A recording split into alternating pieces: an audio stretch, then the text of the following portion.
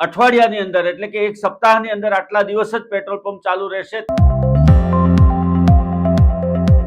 નમસ્કાર દર્શક મિત્રો, હોટલાઇન ન્યૂઝમાં આપનું સ્વાગત છે।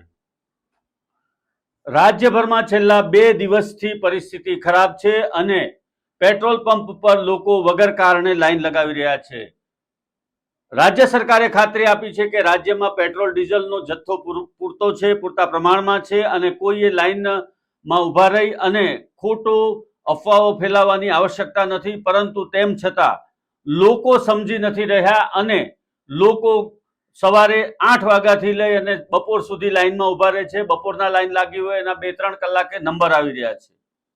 આટલા બધા પેનિકમાં આવવાની જરૂર નથી। રાજ્યની અંદર રાજ્યના તમામ મંત્રીઓ દ્વારા અને નાયબ મુખ્યમંત્રી તેમજ ગૃહમંત્રી હર્ષ સંઘવી દ્વારા પણ જણાવવામાં આવ્યું છે કે રાજ્યની અંદર પેટ્રોલ ડીઝલનો પુરવઠો પૂરતા પ્રમાણમાં છે અને કોઈએ હેરાન થવાની આવશ્યકતા નથી। ખોટા પેનિકમાં આવી અને આ પ્રમાણેની લાઈનો કરવી એના કારણે અવ્યવસ્થા સર્જાઈ રહી છે અને ટ્રાફિકની સમસ્યા પણ સર્જાઈ રહી છે। વાસ્તવમાં હાલમાં દેશમાં કોઈ પણ જગ્યાએ પેટ્રોલ ડીઝલના પુરવઠાની કોઈ સમસ્યા નથી, પરંતુ લોકો પેનિકમાં આવી અને આ પ્રમાણે વર્તી રહ્યા છે।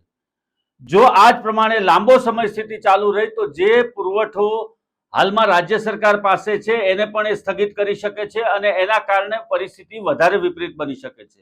જ્યાં સુધી રાજ્ય સરકાર દ્વારા સત્તાવાર રીતે કહેવામાં ન આવે કે આટલા સમયથી આટલા સમય સુધી જ પેટ્રોલ ડીઝલ મળશે અથવા તો અઠવાડિયાની અંદર એટલે કે એક સપ્તાહની અંદર આટલા દિવસ જ પેટ્રોલ પંપ ચાલુ રહેશે, તો આપણે માનવાને કારણ રહે છે કે પેટ્રોલ ડીઝલનો જથ્થો પૂરતા પ્રમાણમાં નથી। પરંતુ પેટ્રોલ પંપ એના સમય પ્રમાણે જ ચાલી રહ્યા છે અને પેટ્રોલ પંપની અંદર પૂરતા પ્રમાણમાં પુરવઠો પહોંચતો કરવામાં આવી રહ્યો છે। ડીઝલ અને પેટ્રોલની કોઈ સમસ્યા ન હોવા છતાં પણ લોકો પેનિકમાં આવી રહ્યા છે। ખાસ કરીને ઈરાન અને ઇઝરાયલના યુદ્ધને કારણે જે સ્થિતિ સર્જાઈ છે એમાં પેટ્રોલ, ડીઝલ અને ગેસને લઈને લોકોમાં પેનિક છે। વાસ્તવમાં પરિસ્થિતિ નિયંત્રણમાં છે અને કોઈએ પણ પેટ્રોલ ડીઝલ માટે લાંબી લાઈનો લગાવવાની આવશ્યકતા નથી। જે કોઈ લોકોને આવશ્યકતા હોય એ પ્રમાણેનું પેટ્રોલ અને ડીઝલ મળી રહ્યું છે।